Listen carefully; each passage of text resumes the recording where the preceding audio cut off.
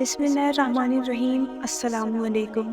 اللہ تعالیٰ نے ہم پر 5 نمازیں فرض کی ہیں۔ ان 5 نماز کے بعد جو سب سے افضل نماز ہے وہ تہجد کی ہے۔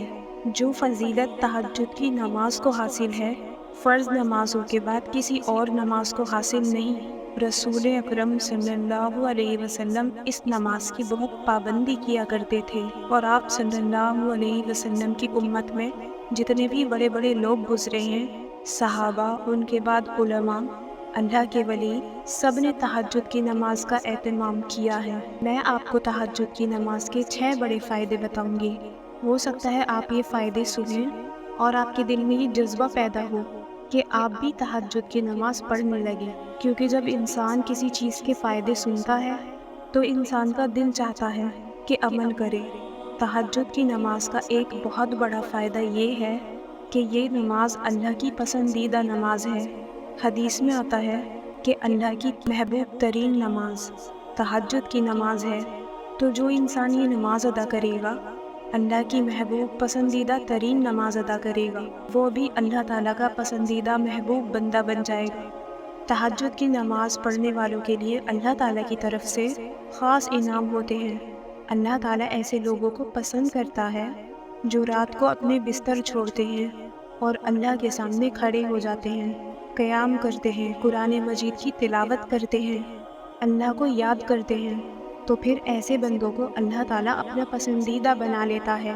تہجد کی نماز کا دوسرا فائدہ یہ ہے کہ یہ نماز گناہوں کی بخشش کا سبب ہے۔ جو لوگ یہ چاہتے ہیں کہ ہمارے گناہ بخشے جائیں تو انہیں چاہیے کہ تہجد کی نماز کی پابندی کریں۔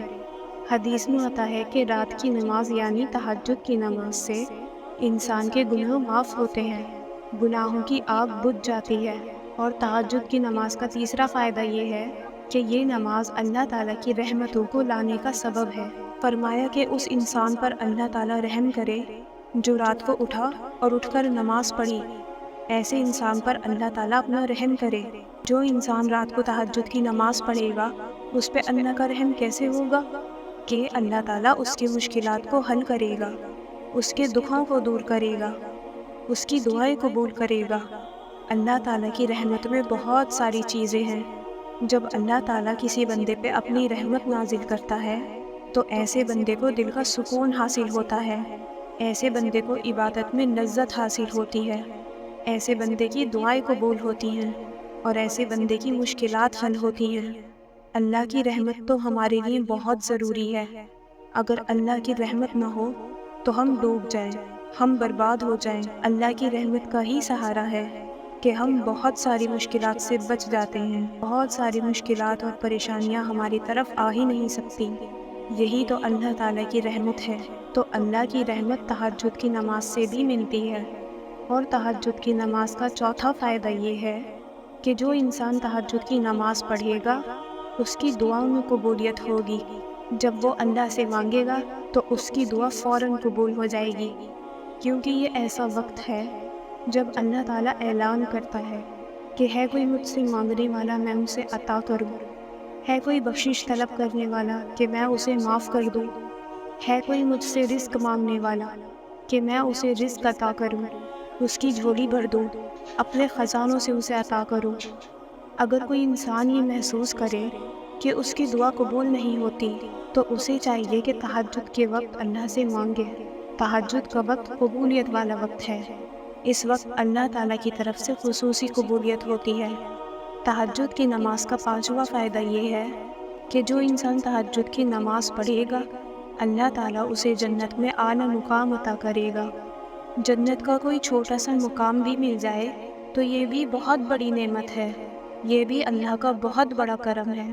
لیکن جس بندے کو اللہ تعالیٰ بہت بڑا مقام عطا کر دے، وہ بھی جنت میں، تو وہ بندہ تو بہت خوش نصیب ہے، اور ہر ایک مسلمان خوش نصیب بن سکتا ہے۔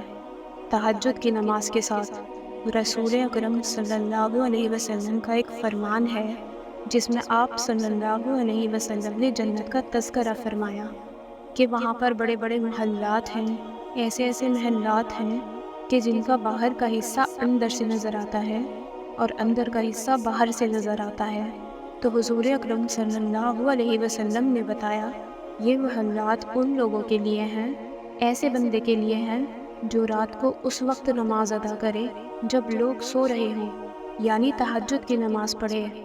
اور تہجد کی نماز کا چھٹا فائدہ یہ ہے کہ جو انسان تہجد کی نماز کی پابندی کرے گا اس کو اللہ تعالیٰ عبادت کا لطف عطا کرے گا، عبادت کا مزہ عطا کرے گا۔ ایسے انسان کا دل سکون میں ہو جائے گا۔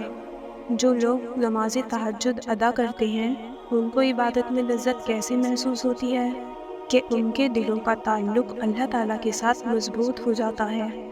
جب دل کا تعلق اللہ تعالیٰ کی ذات کے ساتھ مضبوط ہو جائے تو عبادت میں لذت خود بخود آ جاتی ہے۔